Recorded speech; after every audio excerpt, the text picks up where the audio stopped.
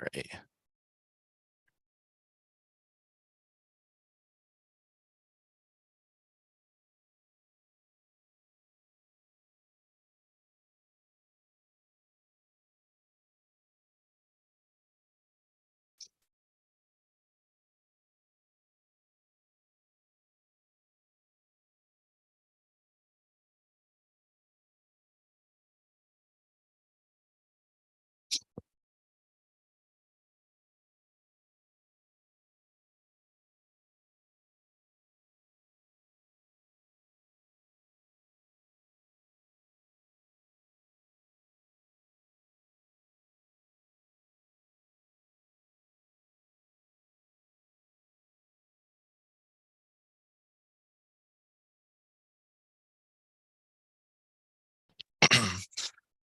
Welcome, everyone. We'll give a couple minutes here before we go ahead and get started.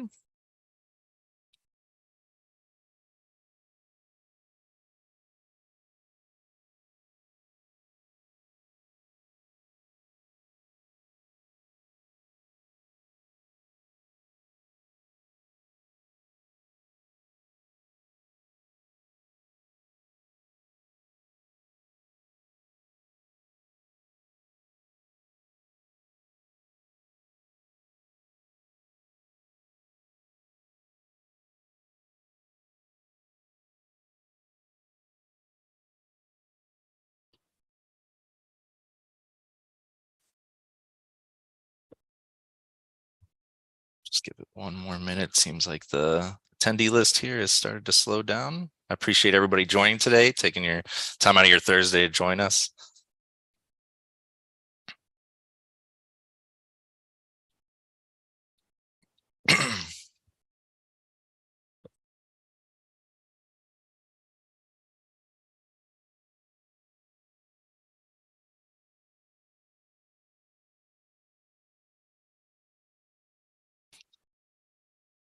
All right. Let's see here.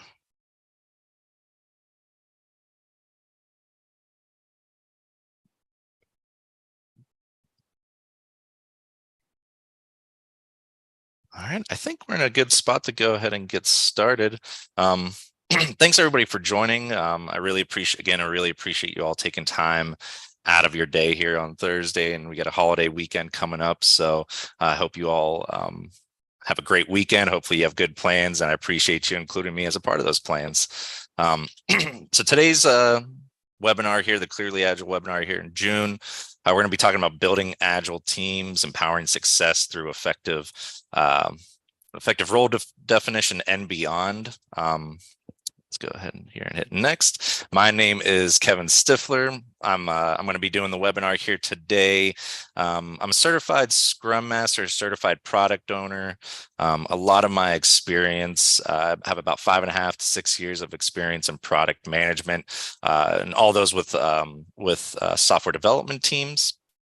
Prior to my experience in product management, I used to work in software support, part as a team manager and part as just a support consultant as well. So I have a lot of customer experience there and a lot of experience working within a team and helping manage teams. So today's subject is something that I definitely like to talk about, and it's something that really helps motivate me in my professional life and my day-to-day life. Some recent experience I've had, I've been taking on mostly product owner roles in some of the projects I've been working on lately, helping teams kick off projects and products with, facilitating story mapping sessions or road mapping sessions, and then also helping manage the backlog, and then helping manage all the different Scrum events. I've been working in mostly a Scrum capacity. All right. Here's the outline. Well, let me go to the next one here. Here's an outline for today. I see somebody here has raised their hand. If you have any questions, go ahead and type them into the chat. We'll try and keep an eye on the chat as we go along here. If you have any technical questions, or if there's any questions that you have for the future, we will have time at the end of the call today to go over any questions that we may not touch on within the subject matter. Let's see here. All right, thank you, Ashley. And Ashley will be here to kind of assist with any kind of one-off questions in terms of technology-related questions. So thank you, Ashley, for your assistance today. So let's kind of go over what the outline of today's conversation and webinar is going to be about and some things I plan to touch on. Here we're going to be talking about the why. What are the benefits of building an Agile team? I'm going to really try and touch on what those benefits are, and throughout the presentation, go back to those benefits so that you can, it really helps drive home that point of, why these activities or why these team building sessions are important throughout your Agile journey building that team. We're going to talk about where to start and what to expect. What to expect. We're going to talk about some stages of team building, and then some ideas and concepts that I found in my experience that really helps me in terms of when I'm thinking about building a team or thinking about maybe adjustments that may need to happen to a team. So we'll go through some of those. Some items we'll also discuss are the definition of ready and definition of done. I think those are important items to consider, and there's a lot of benefits that can really help your team in terms of keeping that team agile and really helping with team morale and team productivity. Capacity planning, just some items to consider when you're going through capacity planning and benefits of capacity planning with your team. And then we're going to talk about recurring events. What sort of events are important to have within an Agile team, making sure that you have those check-ins with those individuals or with the team as a whole so that you can kind of gauge where the team is at and, how they're working with each other. And then some of the last two subjects here we're going to talk about empowering your team and some of the benefits and ideas that in ways you can empower your team and what those benefits are. And then we'll talk about team building. So like what you can do and what benefits come from team building. And when we talk about team building, I'm not talking about the actual activity of building out that team, but I'm talking about building those interpersonal relationships and really helping the team move forward. All right, so we're going to open up our first poll question here today. I'm going to go ahead and launch it for you all. Basically, I just want to get an understanding of where everybody's at. Whether you're helping build a team or you're on a team currently. Where are you at? Are you setting it up? Are you planning to build a team? Are you making changes to an existing team, or are you kind of already set up with a team yourself? So I see the results coming in here. All right, let's see. We got some more coming in. Thank you all for your participation. It's greatly appreciated.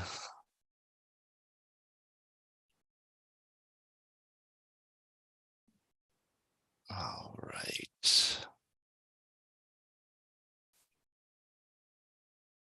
Still bouncing around a little bit.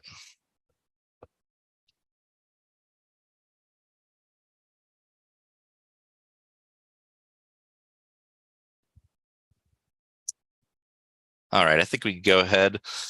So right now, the poll, I can't share the poll with you. I'm not seeing the button for it. Oh, there it was.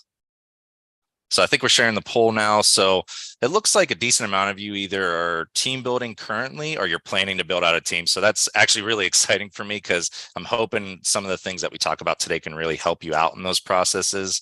Having a team set up already, there's always room for improvement. So I'm hoping that, again, I can help you out, and then changes to those existing teams, things that you could kind of look forward to with those existing teams there. So we'll go ahead. We'll stop sharing that. Again, thanks everybody for your participation there. All right, so let's talk about why. So there's kind of four main points that I came up with when I was thinking about, building Agile teams and, why they're important, why I've found in the past people have found them to be important, and what I've seen through studies and some reading. Team productivity is a huge part of why people want Agile teams. Being agile helps deliver value with each work item and each sprint or each set of kind of time boxes that you set for yourself. So it's really about driving that value. And it also sets expectations really well in terms of what productivity looks like. It allows the team to, help mold that process. It helps the team kind of add into what that productivity looks like. And everybody kind of agrees on what that is. So it really helps set the expectations there correctly. The ability to adjust to changing priorities. This is another one that is a huge benefit of Agile. Agile teams, one of the things we pride ourselves on is being prepared for changes and being able to adjust to those. And a lot of times that comes with, knowing who's on your team, knowing how to communicate on those adjustments, what are the processes for those adjustments, and then also knowing when to make those adjustments, whether it's to the process or to the work that you're doing. And then another thing that I feel Agile does really well, and if you're an Agile team, you're really able to kind of set these in place, but being able to set the boundaries to protect the team. You're always going to have to adjust to priorities, but you're new to changing priorities, but you want to do that within reason. So setting those boundaries, knowing when it's appropriate to pivot and when it may not be appropriate to change things. That's a real big benefit, I believe. Another huge one, and this is going to be, especially big for, maybe the stakeholders that are on projects, but forecasting. When you set up an Agile team, you're able to forecast better. You have a better understanding of kind of the work that needs to be done and how you estimate that work out. And those estimates, the hope is those estimates only get better the more that you move on and the more that you grow with that team. So being able to forecast is something that I really think comes with being an Agile team. And when you get an Agile team to a certain stage, those estimations and that forecasting can be really spot on. Let's see here. Just looking over my notes and we'll make sure I didn't miss anything. All right. So the last thing, last reason why you'd probably want to build an Agile team is, and this may be the last thing you think about, but I think it's a really important part of building out new teams or making changes to existing teams is that team morale aspect of it. The idea behind an Agile team is, and this is something that's mentioned in the Agile manifesto, but individual over processes. That's one thing that Agile and the Agile manifesto was, I think it's the first point in there that they make, but you really want to focus on the individual. So building up that team morale and empowering them within the product that you're building out or within the team that they're a part of, whether that's determining what those processes are and helping add to those processes, but also doing events that really help them build personal relationships as a team, I think can really also lead to a higher team morale. And usually higher team morale will lead to production, because if everybody is, kind of working as a well-oiled machine, they can get done with a lot, or they can really set expectations so that the team knows where they have to change at. All right, so let's go on to the next thing. So where to start, some items to consider. Just going to go over a couple things real quick here, just some things that I have found help me in the past when I'm thinking about building out a team, or if somebody asks me about maybe when they're building out a team, some things I consider ask them before I'm able to give them some thoughts. I think one thing that's super important that may get lost on people is, what's your relationship or role with the team? Like sometimes you may be tasked with building a team out, and that's kind of what you see yourself as, this person that's going to lead that team building. But you need to ask yourself, am I going to be a stakeholder for this team? Am I going to have somebody that's going to have a vested interest, but may not be an everyday team member in there? Or am I going to be that everyday team member that, whether it be developer, product owner, scrum master, if you're in a, scrum team, am I going to be in that role? And I think that's really helpful for one big reason is it helps you consider any biases you may have due to your role. In a product owner role, I may believe I know the best developers based on people that I've worked with in the past. But when it comes down to it, depending on the type of work, I may need certain kind of developers. So that may be something that comes to mind. And I think it's something important to think about if you are a part of that team. Next thing here is going to be your stakeholders. Again, determining if you're a stakeholder is a big part of it, but also getting maybe a preliminary idea of who the stakeholders are throughout, who are going to be throughout this product life cycle. That way you can have better conversations in terms of, who needs to be involved in maybe the discovery sessions, who are people that we're going to have to report our progress or maybe show our progress to in sprint reviews and sprint demos. Getting an idea of that, I think, will also help the team start to develop an understanding of, what kind of product or project they're getting into here. The vision, I think the vision's an important thing, understanding what that initial goal, again, will help you understand what type of people are going to be right for the team, what type of roles you're going to need. In the example of software development, you may have a product that you're building that is very, maybe it's API driven and it's not really something that's user facing. So you don't need UI UX to be involved in there. Knowing that vision will help you make sure that you're not just bringing on team members for the sake of bringing them on, and you have important roles in mind for those people. Again, the roles needed, kind of touched on this already, but determining what those roles are. How many devs do you need? Do you need QA? Do you need a tech lead or UI UX? Maybe it's something very business logic heavy that you're working on in a software development team. So we really need a product owner and a business analyst to assist that product owner in certain day-to-day activities. I think that's an important thing to think of when you're starting to build that team out. And then lastly here, I have team availability. And I think this is kind of more of an environmental thing to think about, but, in everybody's work, in terms of team availability, are you building a team with current people that work in your company, or are you going to have to need to hire people in? Is it somebody that's maybe within the company that will be a part-time team member? Maybe they're only 50% allocated to that project. These are some considerations that you want to start to look at. As you start to think about the team that you're building out and, where you're going to pull those people from, there's also the opportunity, especially in a part-time situation, where you may have somebody fill a part-time role with the need to hire a full-time person down the road. I think thinking of those and kind of setting up those expectations in your head just to have them in the back there as you're planning things out are super important. All right. All right, what to expect. Going to touch on this hopefully briefly here, but going to talk about kind of the stages of a team and the life cycle that you'll see throughout a team. And I know in past webinars, team members have brought this up. This gets brought up a lot because this applies to not just Agile teams, but any sort of team that you're is going to be completing some sort of project, or they're going to be managing the product life cycle. So these are kind of the 5 stages that a team will go through. And this is something that I believe happens almost in a cycle. Even if you have a team get to a certain point, I think it could kind of cycle back to the beginning, and you go through different phases at different points within that team's lifespan. The first part is forming.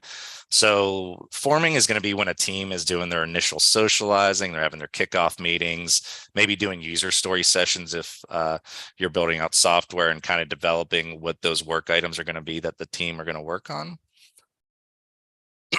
Some other items that they'll probably do, and I'll talk about here in a little bit, is going to be like defining the product vision. This is really nailing down what that initial vision is for the product.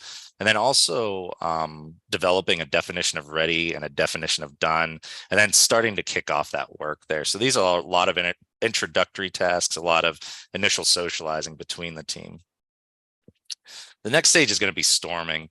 And I know storming sounds pretty bad, but storming is a very natural process within teams. And I've stormed many times, and there's always, you always find your way through it, whether it be through, just kind of the norming section of it. And we'll get to that in a second. But storming, typically involves resistance to maybe process or procedures, or maybe miscommunications that happen within the team because they're unfamiliar with working with each other, or they're new to the processes that have been put in place during that forming stage.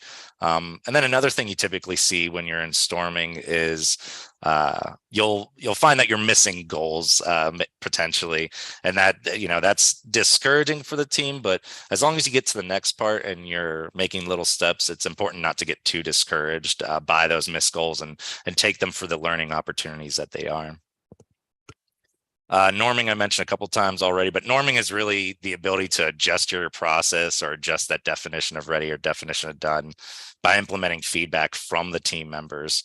You start to adjust that process. You start to kind of adjust things to the needs of the team and the needs of the stakeholders as well, because they always need to have input. And I think it's very important to include them, at least in initial conversations, so that expectations are set up correctly. But another part of norming is really just more familiarity with the team members. So the team's working together more, they're starting to build that familiarity in terms of how they work with each other. Another thing they get more familiar with is maybe the subject matter, the technology that they're using to build the product. A lot of times that could, people hop into jobs and maybe they have the technical expertise, but they don't have the subject matter expertise or vice versa. So there's always going to be some sort of learning period, and you start to kind of norm. Things become more normal for people, and they become more familiar with them as they work within the team there and adjust things as they go. And then another part of norming I like to bring up is, meetings are starting to become more cohesive. They don't seem as chaotic. They may have more of a thoughtful plan for the meetings that you go into, or more thoughtful time use in those meetings. And then just again, the communication within the team during those meetings, or the communication with the stakeholders, you're starting to have more familiarity with them. So you're starting to see that more during this norming stage. Next is performing, and this is where everybody wants to be, and this is where everybody's looking to get to. Is, you're performing, you're really your goals are being reached regularly. The team's goals are at least being reached regularly. You're starting to have, again, that more meaningful meeting time. Maybe you're not having as many meetings because the group has become so cohesive, and they become a truly like self-organized cross-functional team by this point, because they're able to get things done. There's a lot of things they're starting to take on their own. And then there's just that, again, since going through the norming, and just the ability to kind of have that smooth communication within the team, I think is something that naturally happens with performing, where some people may be able to send one sentence, where in the past, when they were first joining the team, they'd have to send a whole paragraph just to make sure their point is fully understood. So I believe you start to see these happen here. I do see a couple of questions coming in, and again, we'll make sure that we get some time here at the end of the webinar that we can touch on some of those. So I appreciate the questions coming in. Thank you very much. The last part here is adjourning. Adjourning is basically the idea of the dispersion of the team, or maybe there's a shift in process. The product has reached the end of its life cycle. Maybe it's being sold no more, or if it's a software product, it's maybe going to a completely new code base. So it's almost like a whole new team there. Some things you want to consider during adjourning is sometimes there's sadness with it, as the team gets kind of sad because either they have to hand off, their baby that they helped build, or they have to join different teams that go on. So you'll see sadness a lot, but a lot with adjourning, it's important to do some sort of post-op or retro to help determine what things went well, what things maybe didn't go well. And it gives the team members a chance to kind of give their last and final thoughts on what they thought the team did good, and where they've thought things went well or maybe not well, and they can take those learnings into the future, and they can feel like maybe they're helping other people on the team carry something into the future for their future teams. And again, like I talked about, I believe these stages are kind of cyclical. I think when you adjourn, again, it could be a shift in process, and maybe you go back to that storming stage, or you go back to norming a bit more, and you're adjusting that process, and then you can find your way back to performing. Or in the event that your team changes altogether, maybe there's a couple members there and you won't spend as much time finding yourself in that storming phase, or finding yourself norming. So I think that's kind of a good way to look at things. It's not always going to be a straight line, and sometimes you'll find yourself circling back. So don't get discouraged by that. Is one thing I'd like to remind everybody here to try and keep in mind. All right. So we're going to go ahead and launch the second poll question I have here. Where do you think your team's at? I'm interested to see what everybody says. If everybody thinks they're maybe a bit stormy, maybe they're being a bit discouraged. Or is everybody working pretty well? All right, I see everything's pretty even, I'd say here. Not many people adjourning. right. Well, give it about another minute here. Thank you everybody for your participation. I appreciate it. Makes things a lot more fun for me.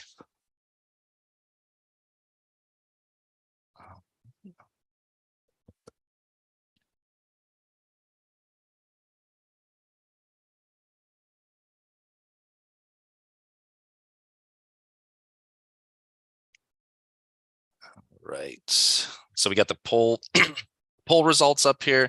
Again, it's mostly even, but I'm seeing people in the storming and norming phase, which I was kind of expecting for an audience for this call. Is, people are going to be hoping to come here, and I'm hoping I'm helping you all find ways or to kind of understand some concepts that may help your team, or make you feel better about if you're storming or if you're in that norming phase. And I'm hoping to help you all out here today. So keep sending those questions in, and again, we'll have some time to go over those at the end. Appreciate everybody's participation again. All right, let's go on to the next part here. One thing I want to talk about, and I think it's super important because, in my opinion, it's very heavily involved with the team here, is going through and setting up a definition of ready. Again, I think definition of ready is a super important thing to have, and it's a super important discussion to have when you're building a team out. It really helps set expectations within the team. Gives the team members and stakeholders, if need be, or gives them time to figure out what info does each team member believe they need before they can actually work on something or get started with a work item. So it helps set up those expectations, which again leads to better forecasting, leads to better estimations. What sort of details do they need before actually starting that work? Again, I mentioned estimations as a lot of times in my experience, having that estimation identified before you bring the work maybe into a sprint is super important, or even before you even want to talk about an item in sprint planning. I've had teams where we get to our sprint planning event, and if an item's not sized, we don't talk about it because we want to make sure we have some sort of preliminary discussion on that.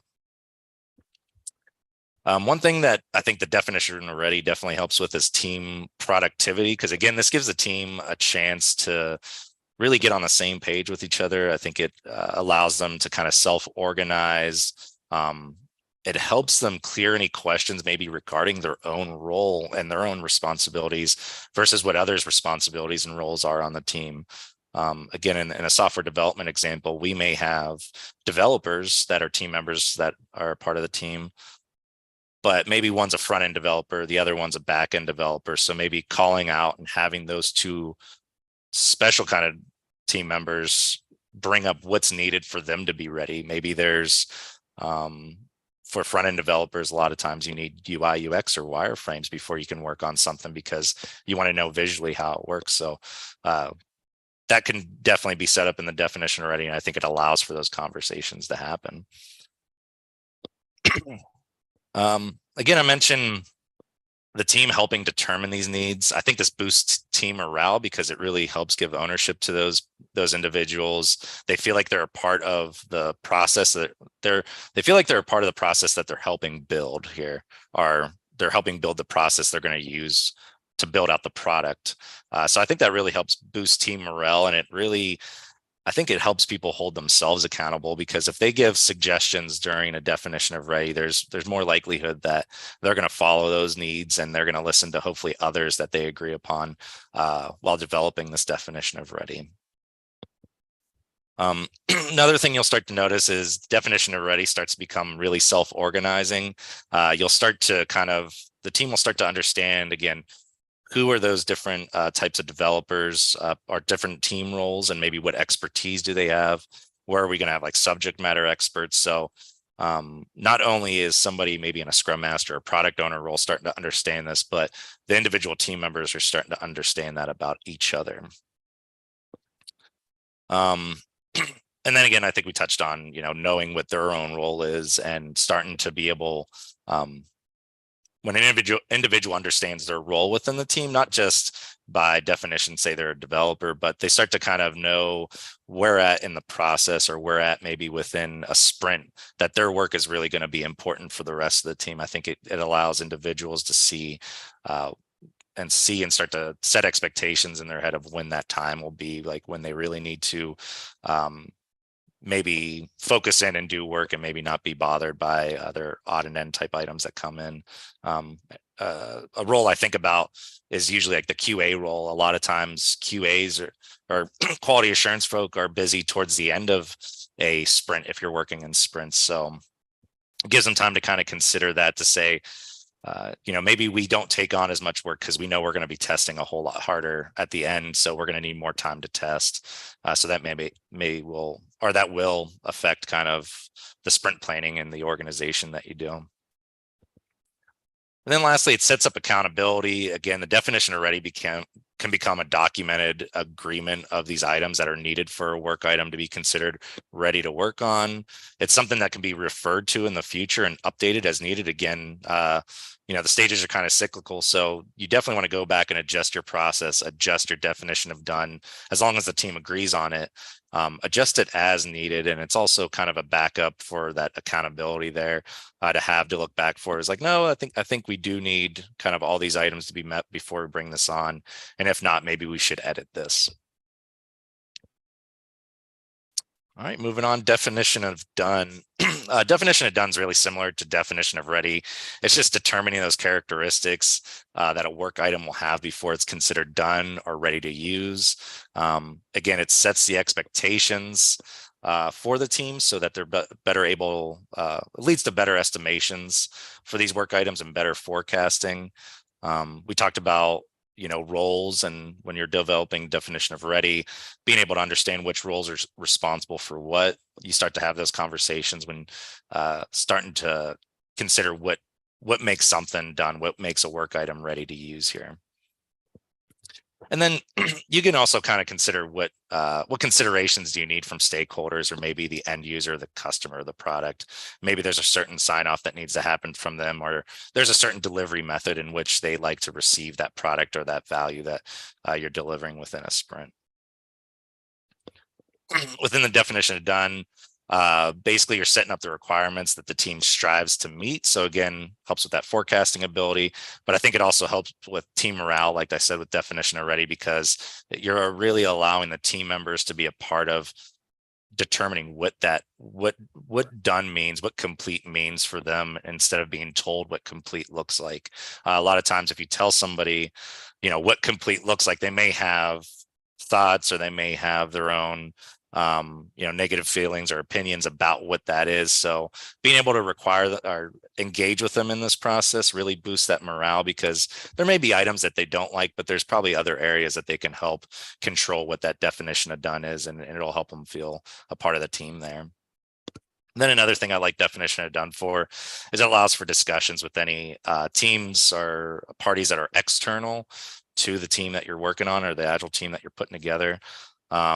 Some items I think about are like security, legal, design. Are there any sort of considerations you have to have from that standpoint, where, we're not going to send out a brand new car that we built until it has an airbag in it, until it meets certain requirements set by the overseeing agencies that, monitor car building. I think this is an area where you could kind of start to put in place those items so that you can hold the team accountable to that. And then again, when you're going through planning, you could start to estimate for that. All right, next we're going to talk about capacity planning. I think defining capacity and can really help benefit a team. Doing capacity planning, whether it be on a large scale for maybe a quarter or a month, or it's on a smaller scale where it's capacity planning for the upcoming 2-week sprint that you've set for yourself. But I think it could really benefit you because it helps you determine, how much work can be done in a given time. It helps, the team adjust if maybe work items need to be split into smaller pieces. Maybe you've estimated a work item, but you don't want to bring it in because while doing capacity planning, it's just way too large, and, you'll need more time on it. Again, I think capacity planning boosts team morale as well. Basically allows the goals that are set, whether it be for a sprint or quarter, or a product increment that you set, it allows them to help be a part of that process. It allows them to set goals that are more attainable for themselves. And again, when they're able to set their goals and they're able to attain those goals, the expectations set for the end users or the stakeholders will definitely be a lot better. And then again, because of those positive expectations, the team productivity will feel positive, more overall more positive, because you're able to set those expectations better.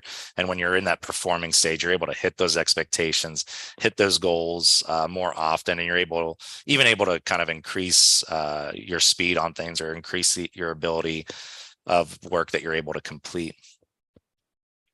So some items I wanted to mention here, and I have them up on the screen, just some recurring events to kind of, or some things to consider during capacity planning.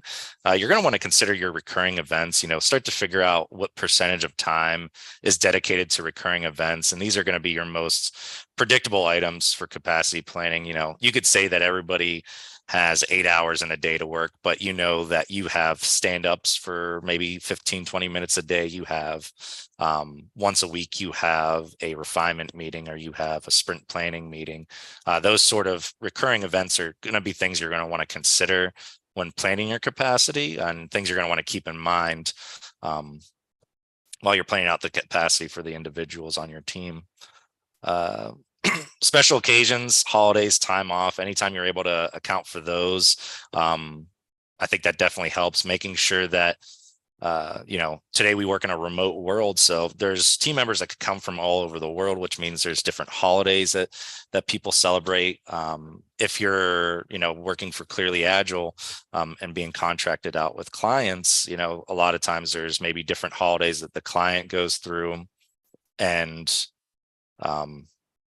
maybe different holidays the client celebrates, but maybe our company doesn't necessarily celebrate. So you're able to have those conversations and figure out where that fits into your sprint, or where that fits into your quarter, and you're able to account for that time so that you're not over committing or over forecasting for the team. Disrupting events. This is kind of anything that would be considered a disrupting event is probably going to be anything weather related, anything disaster related, health related. A lot of times you kind of have to consider this with working remote. A lot of people working from home. Sometimes there's construction going on. Sometimes there's maybe a sick child. And if you could maybe kind of call out those events, it does require the team to be maybe a bit vulnerable. But if you make it comfortable enough for them to mention those disrupting events in their life, you'll really help set up expectations for the team better. I think it boosts team morale because it gives them that opportunity, that safe space to bring up those items and, really bring in those considerations into your day-to-day jobs, because there's a lot of things we can't control in this world. Right now I'm in Ohio, and there's a little bit of smoke from the wildfires in Canada, so those are definitely disrupting events. Luckily it's not too bad here, so I'm still able to go outside and work and everything. And the last thing is the role. I think I mentioned this before, but is the team member full-time with this team, or maybe they're only a percentage with them, with your team? Is that maybe quality assurance may not be super busy at the beginning of the sprint, or the beginning there, but they'll be super busy towards the end. And then also just maybe they're a part-time developer, part-time team member, so they have 50% on your team, 50% on the other. So when you're doing capacity planning for that individual, you'll find that you can call out, how much they can take on within a given time period there. All right. See some questions coming in. Again, thank you guys for sending in questions. We'll definitely touch on those here at the end. Just wanted to show a quick slide of some recurring events, just to give some ideas of what those recurring events may look like. Sprint, I talked about sprint planning. I talked about the sprint review, I think, and sprint retro. Those are some good events to have, because sprint planning, again, and if you're not in a scrum team or you don't work on sprints, having some sort of planning for a certain time box is pretty good, because again, it allows you to forecast things. And then it's also a touch point for the team to help generate what those goals are going to be for this upcoming time period, or this upcoming sprint work here. Sprint refinements, or let's see here, sprint review, I meant. gives you a chance to demo that product out, gives you a chance to really show off and celebrate the success of the team. So I think being able to demo a product or being able to show what you've completed within a certain time period is a super important recurring event to have. That way, it not only shows the team what you're completing, but it also shows those stakeholders what progress you've made. And then the sprint retro is another one that you'll have at the end of a certain time period. A retro is really just the idea of giving your team the chance to provide feedback in a safe space, to come up with action items that, maybe processes need to change or certain things need to be held to a higher standard, or you need to go back and, do things according to the definition of done and the definition of ready that you've developed. It gives you time to kind of bring those up. It boosts team morale because, again, it makes the team members feel heard, also allows them to be a part of the decision-making process and determining what that success looks like for that team. And then over in the corner here, I also mentioned stand-ups and refinements. I think giving that time, and again, it's not usually on a cycle. These pop up as needed. Stand-ups I've seen happen daily, and I've seen them happen once or twice a week, and it just really depends on the needs of the team. But having those kind of meetings and those quick touch points for them to bring up any sort of blockers, any sort of risks, any sort of personal disrupting events that may be going on, giving them the opportunity to do that in a stand-up type of meeting is really good. And then refinements and being able to go back to the work items that have been created for them to work on, being able to refine those work items, make sure they're ready to go, make sure they're estimated, make sure they're do they meet that definition of ready? And then in terms of, the size of it, is it something that can be completed within a set amount of time, or is it something that's maybe a larger effort? I think having those refinements as needed or on a specific cadence is usually really good for the team as well.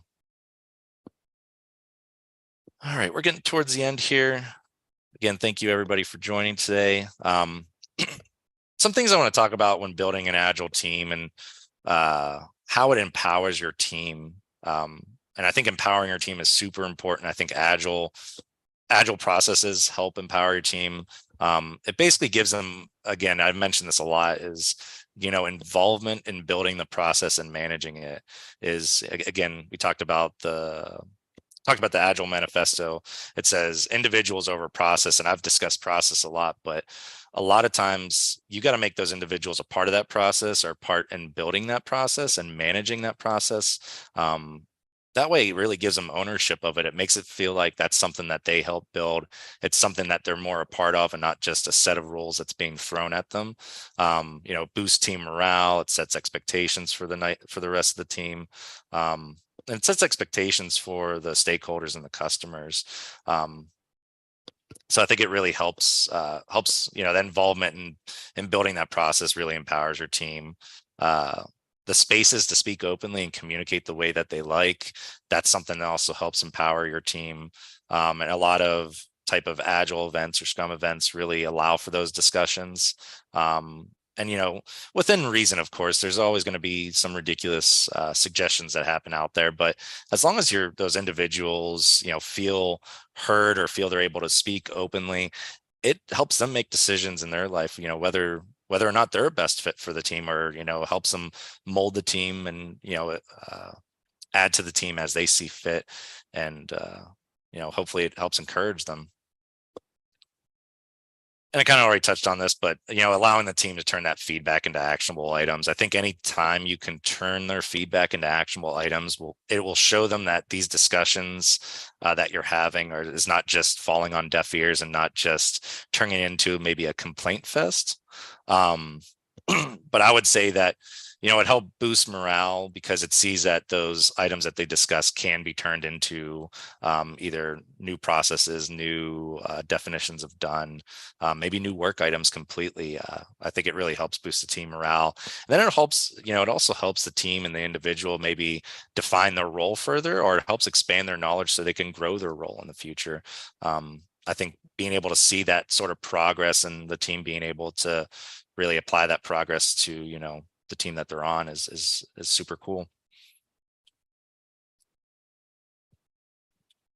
All right. And then team building. So this is more of the it's not the tangible kind of thing that a lot of people think about, but this is really boosting team morale. But team building allows for the team to express their personality, and it makes, I think it makes individuals feel like less of a number. It makes them feel more like people working on teams with each other. A lot of times when people are allowed to express their personality, maybe in retros or in certain events that are focused on maybe just playing a game or just having conversations about non-work related items, but you can learn a lot about an individual's motivations and what drives them in their life. You may start to find that somebody's driven, they're driven because they want to provide for their family and they talk about their family a lot. So maybe one thing that they like is they don't like to have long meetings or meetings that feel like wasted time, because that's time that could have been spent with their family. You could start to learn that individual's motivations, and you could start to plan around that, and you could start to maybe do shorter meetings, or you maybe have that greater understanding of that individual. But I think another thing that personalizing and being able for the team to express their personality is it helps make work less daunting when they go to work and they feel like they're, maybe more of a friend, or, just a friendly team member, and they can have those friendly conversations. It takes some of the tension out of the air, and I think it helps take tension out of the work that people do. So anytime they can express their personality, I think it's a really good opportunity to help empower that team and help that team be more productive in the future. Celebrate team success. Again, I think celebrating team success, it's, again, helps keep the team morale high. It helps the team feel like, what they're working on is important, because they can help see that progress. Celebrating the small wins, I think is super important, because when you even when you're storming, I found myself in teams that are storming, and, we'd get through a sprint and we maybe wouldn't have our goals completed at all. We wouldn't have anything completed, but we started to learn more about the team. And as long as we highlighted, oh, okay, like this is what we maybe could have done better, like, because this is what we do really good separately. Maybe we start to split things up and do things separately because they go a bit more smoother. But just discovering that is a small win. So celebrating that small success shows progress. And I think that's super important to help boost team morale and help keep them going. And then team building. Again, I think it's important for the team building to be focused on individuals and allowing those individuals to engage with the rest of the team, show their personality. I keep calling back to the Agile manifesto and how it says individuals and interactions, over processes and tools. I think that is super important, because, I believe that the team is not an extension of the products that you see out there. The product is the extension of the team that builds it. So I think changing that focus and changing that mindset to focus on the team will really help build a really good product. It will help set really good expectations for those stakeholders and those end users on what that product will be. And I think it really helps out kind of everybody have a more positive experience in the process. All right, I see we're getting kind of low on time here, so I'll kind of try and wrap it up here. We're almost at the Q&A section. Again, I feel thank you everybody for participating. But what's next? Again, I mentioned it earlier, is I feel like these stages of team building and performing in a team, and maybe adjourning as a team, I feel like it's a very cyclical process where you can find yourself going through, getting to a performing stage, and then ending right back at storming, or finding that you need to maybe normalize things or change processes so you go back to norming. Or maybe in the event where a team is maybe completely different, maybe you adjourn as team one, but team two includes half of team one. So you really start to form, and you'll find that maybe that process through those stages go a bit quicker. So again, don't be discouraged by what stage you're in.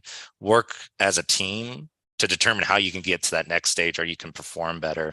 And I think if you have that focus, you'll find that the team is more, the team has a better ability to get through some of these stages. Again, storming isn't fun, but it's a necessary part of, team life cycle. Having those difficult discussions, or those maybe tense moments, can really lead to really good results in the future.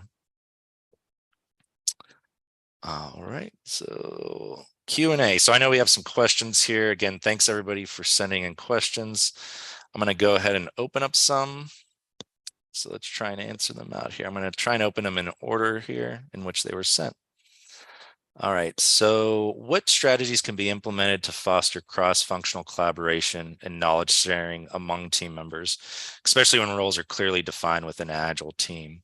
I see Miles, you sent that in here. Thank you very much.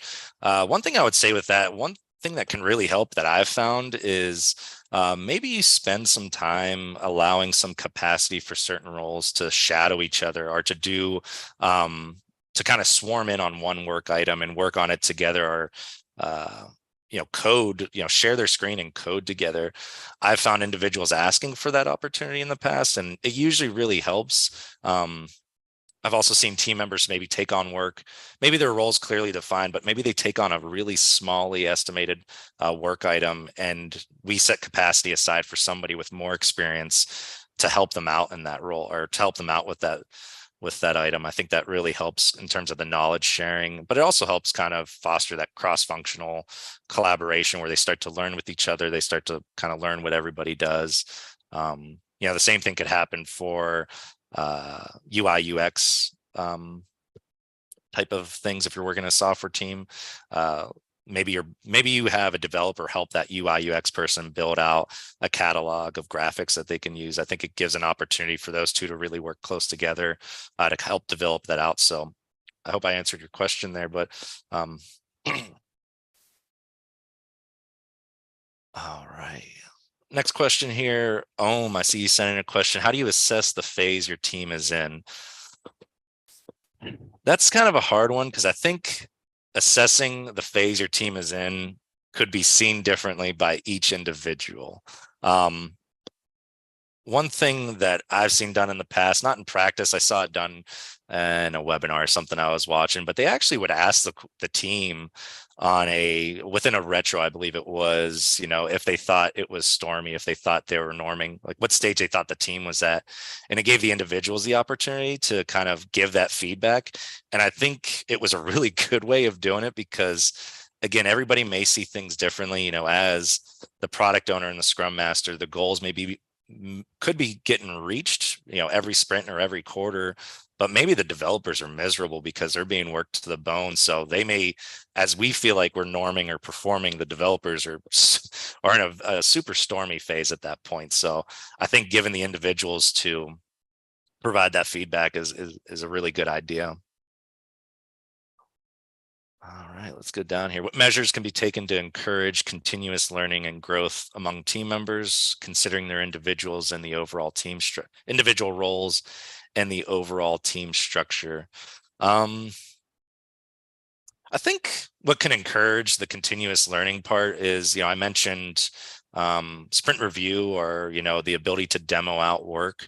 What I've seen done in the past in software teams, and I think this could apply to, really any team out there, whether it be marketing or, something in the industrial complex there. But have those people that work on that product or work on that piece of code, have them demo out what work they did. And if it's not to stakeholders or the end users, or, the actual customers, have them demo that work out to each other. Maybe take time towards the end of a sprint or the end of the quarter for each developer to say, oh, these are the items I worked on, and this is what the UI looks like. Maybe this is what the code looks like, or, this is the process I took. But giving those individuals that time to demo out their own work to each other in a group, especially if that's something they want, I think is super, it's super cool to see. And I think it's super helpful for individuals. So that's one thing I've seen that I think could help do that. All right. How can you effectively address conflicts and promote effective communication within an Agile team while respecting autonomy and decision-making authority for each team member's defined role? That's a tough one. I think it's a tightrope walk sometimes, because, depending on the person's role, if they're in a decision-making authority, are there maybe like a tech lead or a team manager or something like that, and they have a super strong opinion about something that maybe the other individuals don't. I think the way you address that is, a lot of times if you identify those type of maybe headbutting that could go on, working directly with those individuals, maybe having a scrum master given the like an open platform for those two to speak, to say, I feel like this should happen and this is why. And then also giving the other person the same ability to say, well, this is happening and this is why I think it's happening. And starting out and kind of identifying what the concern is of each individual, or what the concern is of a team member, and then identifying what they think the solution is, and kind of comparing the two to see where they're at. There are some times where you may, in terms of software development, there's a lot of time there's like coding standards that they may have. I think just making sure those coding standards are known and accessible, or maybe there's an opportunity to actually, I've done this in the past with a team that was kind of in a stormy phase. Is we had some code quality issues, and we actually had a tech lead run a couple sessions within once. We took time out of our sprint to run sessions to help catch the team up on what those coding standards are. And I felt like it really helped because, one, maybe the tech lead or the individual that is kind of in that authority figure, it kind of gives them the opportunity to help lead those others. And it also gives the opportunity for the others to feel like they're not just being told what to do, but they're, able to learn what to do in that aspect. So definitely difficult question, difficult time to go through, I'd say. All right. So how do you ensure that the roles within an Agile team align with the team's overall objectives and deliverables, while still allowing for adaptability and evolution as the project progresses? I think this is one of those things where, the definition of, I talked about definition of ready, definition of done, and kind of how I believe that the stages of a team are cyclical. I think you can always kind of go back to that storming or that norming phase. It's at the beginning, even if you feel like you're performing very well. But I do believe retros is a way to help this. I think if you have retros at the end of a sprint, at the end of a quarter, and you say, these are the goals that I set at the beginning of that time period, and review if you met those goals at the end, or did the goals change by the end of that period, and identifying why that changed, and maybe an opportunity to call out that change while it's happening. I talked about some recurring meetings like stand-ups. Sometimes we'll have what are called scrum of scrums, where I think it really allows scrum teams to align with other scrum teams or stakeholders at that point. And they could kind of talk about, this is the overall objective we were planning to meet, but we've run into this. So we feel like we may need to pivot, and maybe a future discussion needs to happen. I think as long as you allow that cadence, or you have that cadence to have those conversations with the powers that be, I guess you'd say, it'll help your team adapt to those changes. It'll help adapt those expectations and those overall objectives and deliverables. All right. All right. It says, why do many team building struggle with building relationships with mutual trust, respect, and friendship between teammates and their bosses? That's another tough one to answer here. I think there's always going to be, and there's a healthy amount of it that can happen. I don't think kind of knowing the role that somebody plays within the team, and again, setting up those roles and calling out what those roles are, those stakeholders are. We do need to remember that, some people will have certain authority. Some people will be maybe managers, and they need to interact with certain people in certain ways. So I think allowing the opportunity to have those kind of one-offs, team building sessions, whether it be maybe it's a game, we've played Among Us, I think, on Teams as kind of like an icebreaker, as a team building session, maybe on like a Friday or during like a happy hour or something. I think happy hours usually help, but those aren't as prevalent anymore, just with remote work. So, but I think having those opportunities to get the team together, including those bosses, or including maybe those management level people in those, so that it humanizes them a bit, and then maybe it helps build that mutual trust and respect that you're asking about there. All right. I know we're almost at noon, so if people need to drop, they can. If you want to stay on, we only have a couple more questions here. And again, I appreciate everybody sending these in. This is awesome. I hope I'm able to help. All right. How do you ensure that the process of defining and refining roles with an Agile team is transparent, inclusive, involving input from all team members, and promoting a sense of ownership and commitment? Sometimes this is something that I would say is maybe out of our control, because sometimes roles and the team may change because somebody leaves and they take another job, or somebody I've been on teams where within an organization that team member needs, yeah, their values, the value they bring to the team needs to be on this maybe higher priority project over here. So sometimes it can happen without expectation, and it's, sometimes it's hard to adjust to those. But again, what happens if you have an agile team and those roles are clearly defined, what role may have left out of that door or may have left that team, and you know what you need to fill it with, whether it be a part-time person, or maybe it's the idea that we can't work on certain items um, until this role is filled. So you're starting to set those expectations based on that missing role with those stakeholders, with the rest of the rest of the team as well.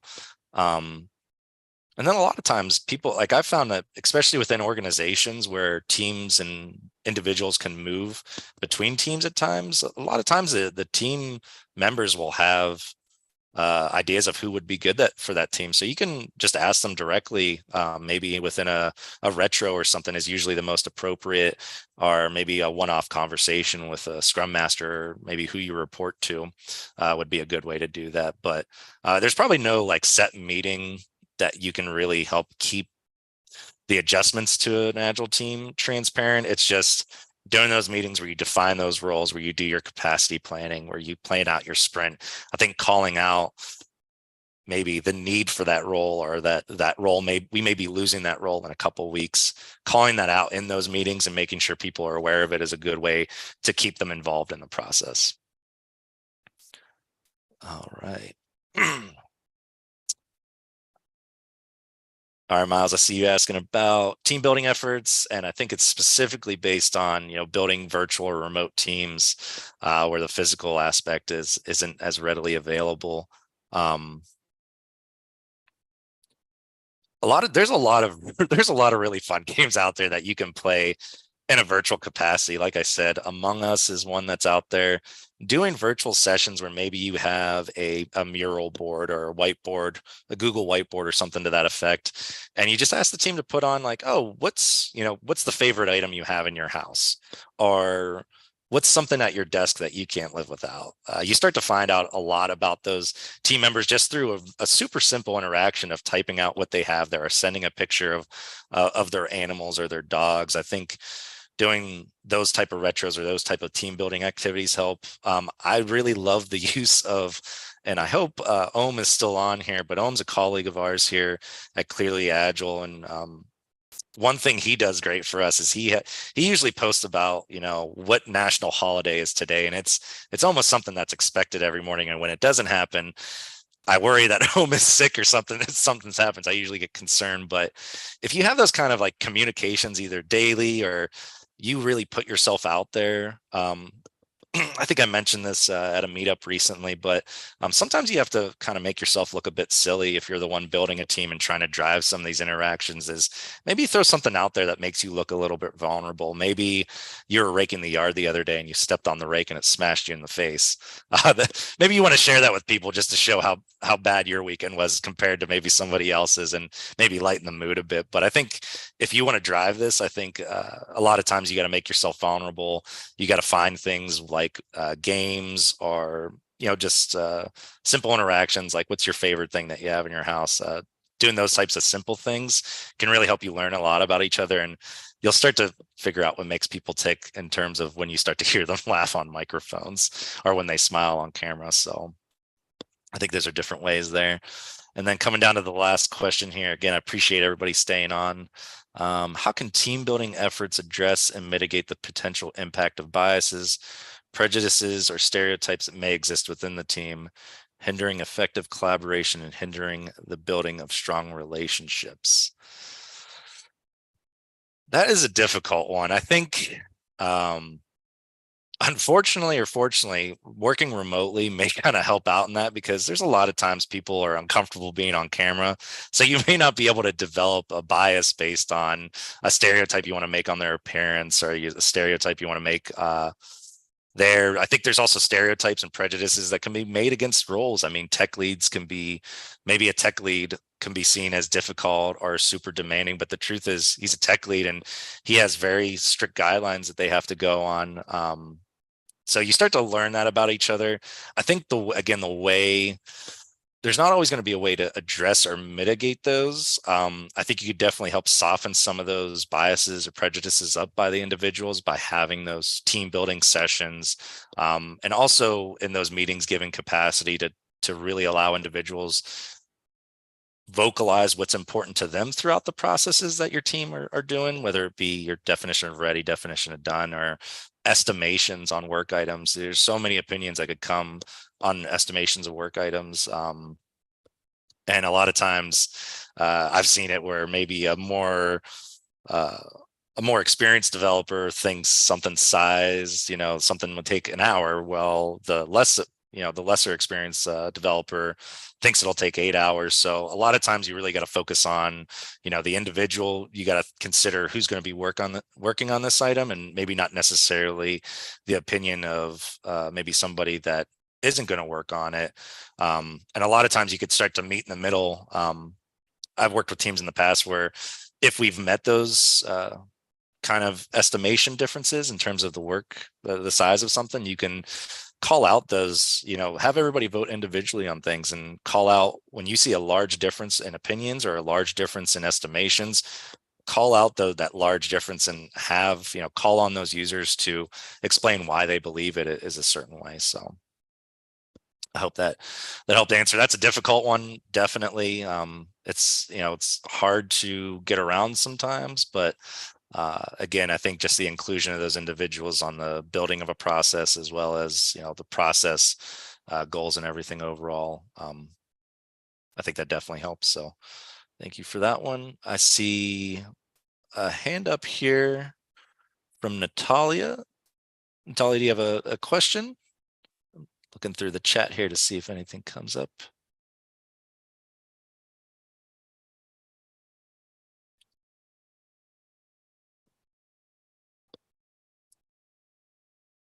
Natalia, if you have a question there, go ahead and type in the box. For everybody that's still on the call here, I'm not sure how many of you are still here. Still a lot. Thank you all for staying on. I really appreciate it. Natalia, if you have a question, go ahead, type it in the chat. I'm just going to touch on a couple things here. For those of you that have stayed on this long, again, thank you very much. Just quickly wanted to kind of touch on, if you're new to kind of the Clearly Agile team here, and you just joined the webinar, maybe seen it through an email or maybe through LinkedIn or something. Just want to give you a high-level overview of some of the services we offer. Again, we help with Agile adoption and implementation. So we can bring coaches or trainers out to your team, and they can join your team, help perform tasks or projects, and then really help hand off that transfer of knowledge so that your team can adopt being agile and really implement it in your processes there. So that's some of the things we do. We offer training courses, and I'll talk about one here in a second that we have coming up in the month of July. But we have coaches and trainers that lead classes that can be customized based on our customers' needs. So that's something that's a working relationship that we have when we schedule those training classes. We also do software development. You'll see that note there, but we really do something. I like the naming of it. It's called Agile in a Box. And a lot of times that's the role that I work in. Is usually we'll provide an Agile team in a box, maybe a Scrum Master, a product owner like myself, and maybe a couple devs to help your team deliver a tangible value within a certain amount of time, or maybe help kick off a project. So that Agile in a Box can really help, and it's a fully fledged team that can really help you get things started, maybe get things started a bit quicker if you're on a bit of a time crunch. So I personally love offering those services because that's my job. And then we have the DevOps section, which is kind of something we've been getting into the last couple of years here, providing assessments, determining needs and readiness for DevOps processes, assistance with supporting and implementing that, with a security focus, of course, because DevOps is the idea of having continuous development, continuous deployments. You want to make sure everything's secure and safe. So we have that at the top of our mind, but our teams can help you determine if your team's ready for a process like that, and then helping implement that as well. So those are some of the services that we offer. And then next, just want to talk about, we have a class coming up on leading safe, the Safe Agilist version 6. I'll go over some safe principles. So safe principles, and safe is just a scaled agile framework for enterprises. So go over that, discuss team agility, tech agility, focus being a customer-centric mindset, design thinking, implementing that DevOps culture, a lot of things that go into that that scaled agile framework will be discussed during this course. And I believe it is the 24th through the 25th. Let me go ahead. I'm going to post a link to that in the chat here, so you all have a link.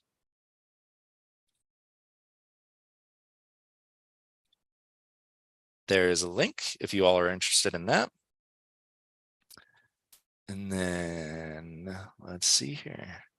And then for those of you that have stayed, we have one more poll question I'm going to throw up here.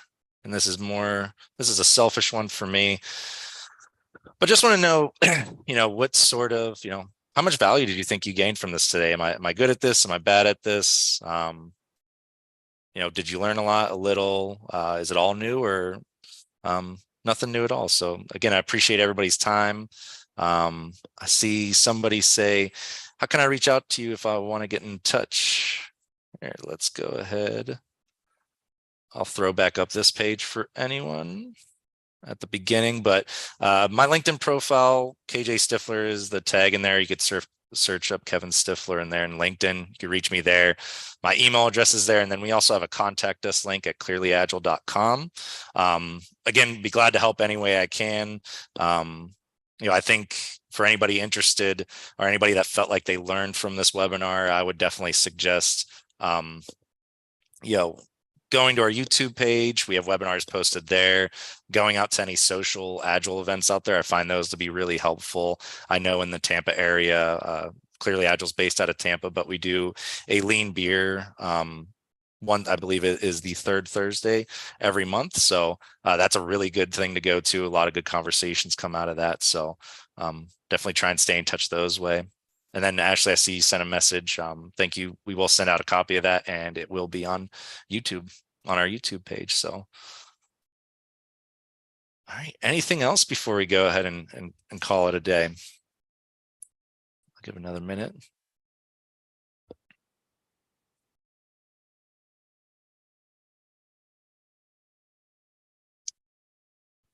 All right.